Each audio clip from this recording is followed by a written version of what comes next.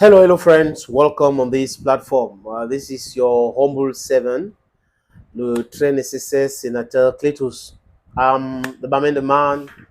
I am the Kuna man. I am the Ngi man. I'm the Bakwere man, and I'm also partly anglophone.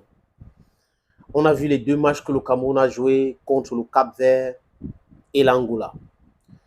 Au Cameroun, on a pensé à un moment donné que des joueurs qui jouent dans les grands championnats, même s'ils ont quelques minutes de jeu, mais ils jouent quand même dans les grands championnats, devraient avoir leur place. Parce que les amis, il faut le savoir, qu'il y a des championnats des premières zones, deuxième, troisième et quatrième zone.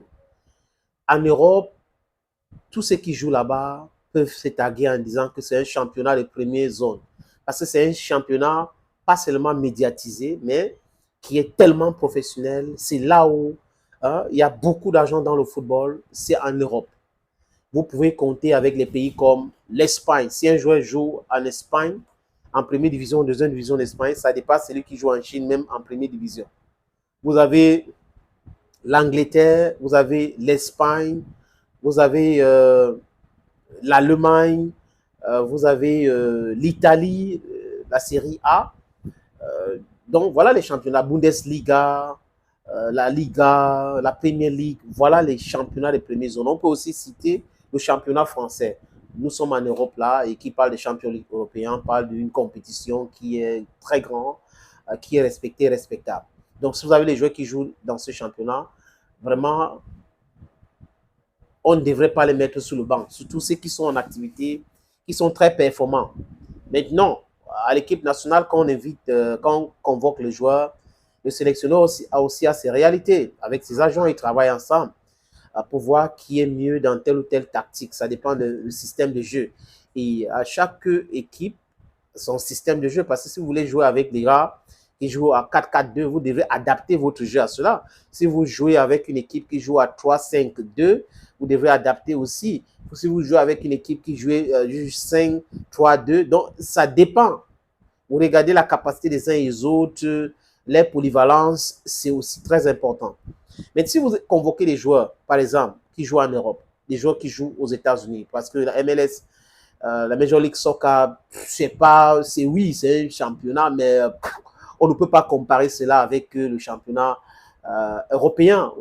Et, quand il dit européen, il met tous les pays européens parce que c'est that is where football is really respected. That's where footballers are very, very professional. Donc, vous ne pouvez pas prendre quelqu'un qui joue en Chine, vous le mettez titulaire, et quelqu'un qui joue en Europe et qui est titulaire en Europe, vous le mettez sur le banc de touche. Ça pose d'énormes problèmes. Et il peut avoir cette frustration-là. Les gens ne parlent pas toujours, mais certains peuvent être frustrés de voir qu'ils sont performants, mieux outillés à jouer un match et que pour des raisons qui sont propres aux sélectionneurs, on ne les aligne pas.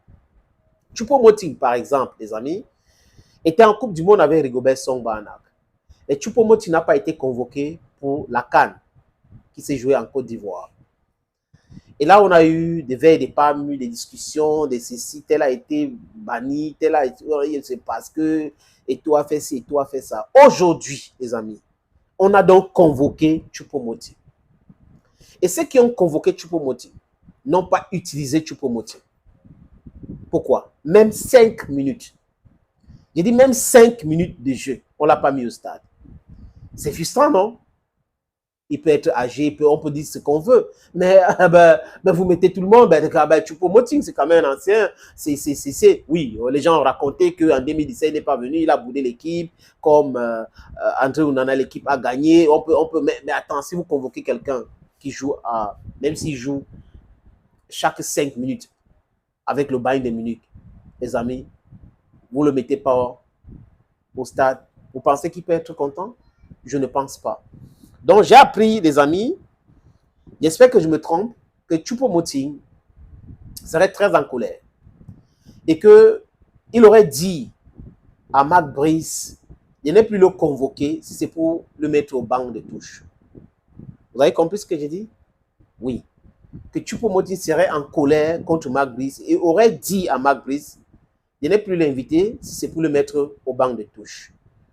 Voilà pour vous là-bas. Donc, ça dépend maintenant. Les prochaines rencontres, c'est l'année prochaine, en 2025. Il n'y a pas de qualif pour le mondial. C'est l'année prochaine. Donc, prochain regroupement, on va voir ce qui va se passer.